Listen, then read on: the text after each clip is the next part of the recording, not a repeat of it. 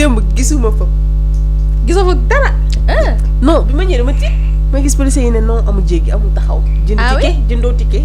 avancé dem. ma ne waaw c'est bien. ku réglé wul ñu tàllal. ñu tàllal suñu roba mun a ñay dañoo moom. waay yow macha allah man dama foog ni combat bi rek la wala noonu sécurité bi day continuer di am si combat yëpp. Bon ñu ngi xaar beneen gala ba xam mais bon espérons que ça va continuer comme ça. macha allah ça fait du bien à tout le monde moom alhamdulilah. félicitations ma jigéen pour cette belle voix. macha allah c'est gentil merci beaucoup. tu mérites c'est bon merci beaucoup. alors ñu jàll ci combat yi sëñ Bour. ñu commencé ci ban combat. fu la neex.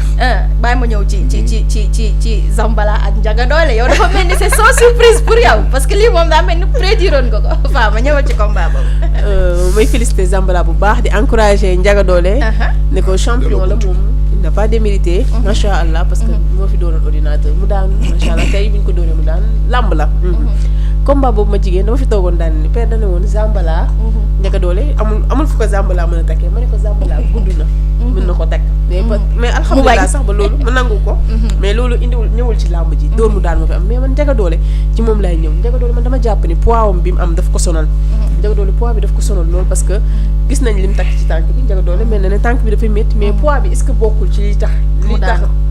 est-ce que bokkul ci li ko daan quoi man dama jàpp ni poids bi daf ci bokk parce que gis nañ di ko Zambala dóore mais fa mel daf doon tourner mais bi muy tourner moo daan boppam sax dafa def 4 appuis Zambala ñëw fekk ci ko foofu suruxal ko Zambala nag nekk champion boo xamante ni macha allah gis nga ni mu bëree belendee man combat bi c'est sans surprise mais est-ce que bokk nga ci ñaan Zambala dafa war a des mbaaw plutôt est-ce que d'accord nga ci loolu non man jàpp ma ni Zambala dafa war a des mbaaw man je pense que ni Pikine gi mu nekk nii faire lu ko waxoon naa la ko de man la fii xaw ma foo jàpp delloo fa sab loxo waxu olof boobu laa fi nga maanaam fi nga jàpp foofoo neex delloo fa sab loxo comme que mi ngi Pikine yàlla mi ngi koy wërsëgal ndam yaa ngi ñëw macha allah mu toog foofu man je pense que ni man moo ma gënal quoi ku nekk nag ak sa pensée moom boppam mooy xool lu ko neex mu def ko mais man gis jàpp ma ni mbaaw dina am ñu Zambala mën a entraîner gawuma ko dina am ñoo xamante ni dina mën a contact ak ñoom bu amee yenn Zambala ins bi nii dalay leer mi ngi yëg ci kaw yenn luur yi boo leen amee il faut nga mën a am ñoo xamante ni da ngay mën a contact ak ñoom ku ci mel ni Boy Niang di gis nga démb Boy Niang dafa ñëw mook papa ji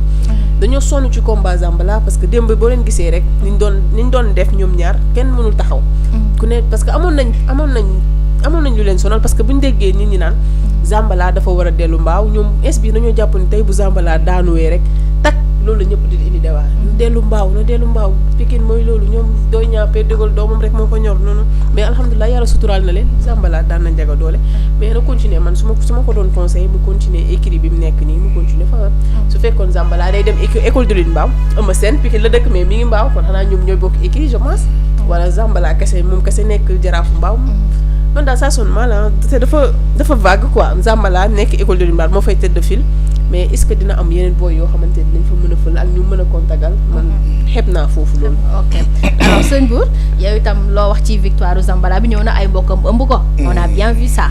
donc est-ce que yow itam c'était sans surprise pourquoi. waaw xam nga Zambala en tout cas ci côté technicité. Zambala dafa am benn longueur d'avance bu un peu considérant par rapport ak Ndiaga Dolé. effectivement koo xam ne daan nga ay général lu Malika daan nga ay franc xam nga.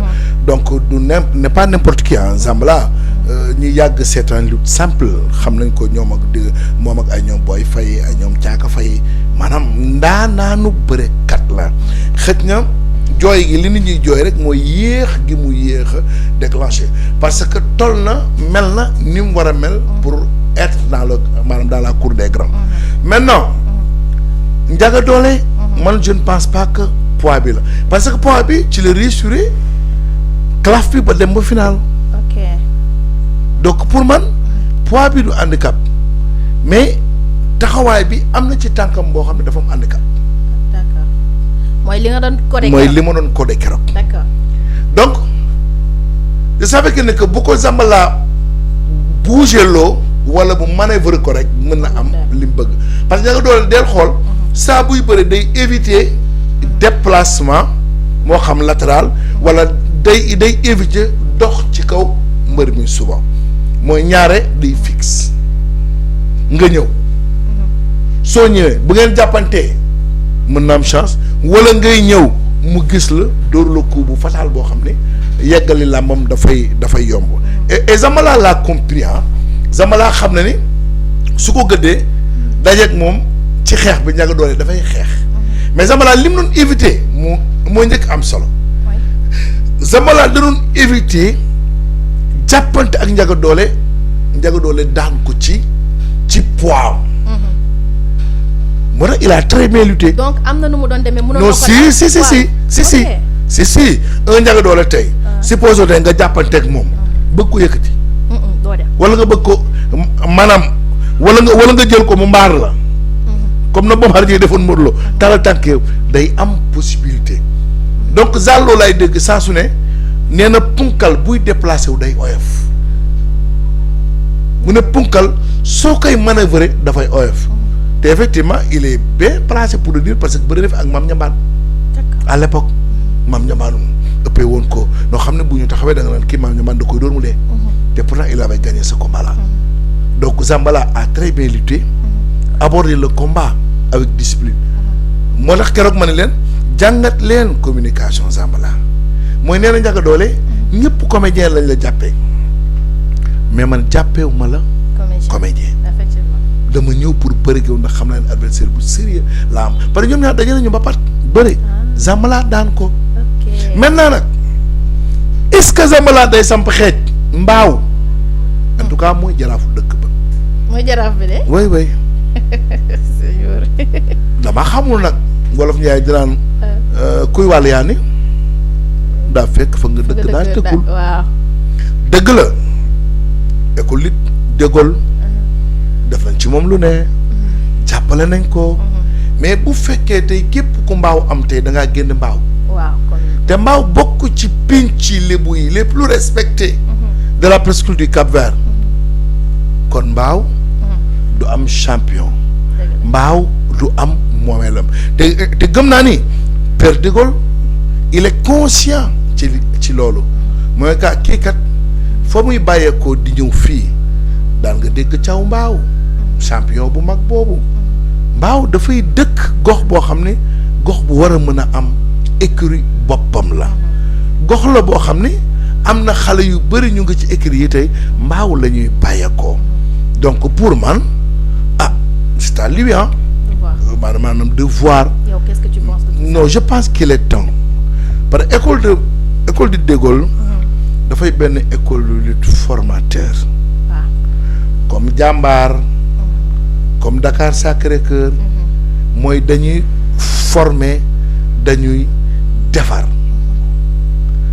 objectif u Père de Gaulle c'est pas de dajale ay mbër jusqu'à l'infini non mais day promouvoir ay jeunes te jeunes yooyu mu promouvoir tey wax dëgg yàlla tey Zambala ci la bokk maintenant fan la Zambala jëm loolu mooy wax ji. fan la jëm.